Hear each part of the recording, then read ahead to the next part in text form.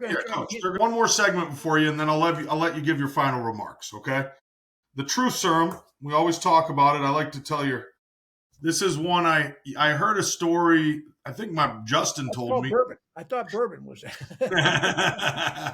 It could also generate a lot of false. Bourbon could also generate a lot of bad behavior and false. We need to start. We need to start selling bourbon like The Rock and all these guys. Clooney. Well, yeah. We're going to buy Woodson's bourbon, but I'm going to. Yeah. Then give it away as a present. So here's my question to you, Coach. That picture I posted of you versus Purdue, did Woody Hayes really show Ohio State football players about your ball security? In the film, too, yeah.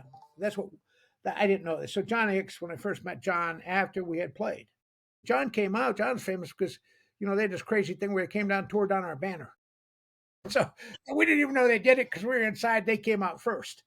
And they tore down the banner. Woody was up there with them, tearing the banner down. That's how excited and, and a ferocious team. And Hicks was out the trophy winner, and he's the captain of the team, a wonderful guy.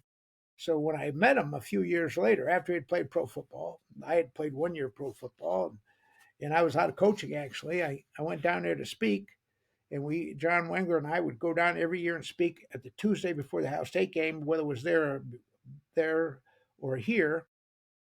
And I did it with Urban Meyer and several guys like that, and some of the great players, and Lou Holtz and all these people. But John always wanted me to come down. But first time I went down there, I went to him. I said, Hicks, Bob Thornblade, University of Michigan. He goes, I know who you are. And I said, yeah, I know who you are. You tried to tear down our banner, you son of a bitch. And then he goes, I know who you are because Woody talked about you. I said, what? He said, well, I had made a mistake my junior year of fumbling. I had about 30, 40 yards on the ground playing Northwestern.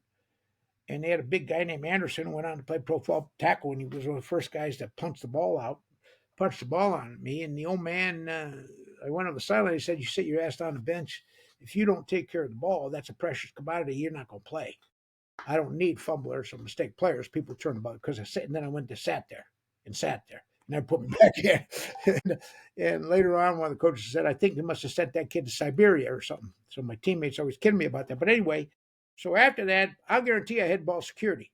I never fumbled again, and I carried the ball a lot. Did 13 touchdowns. Not because I got the ball, because he gave me the ball down there, and mostly because we were in spirit every other team we played. He said he showed everybody how you carried the ball.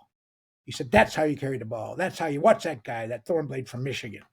Well, that's why. You would have the 5 points of pressure, and you would even come over top.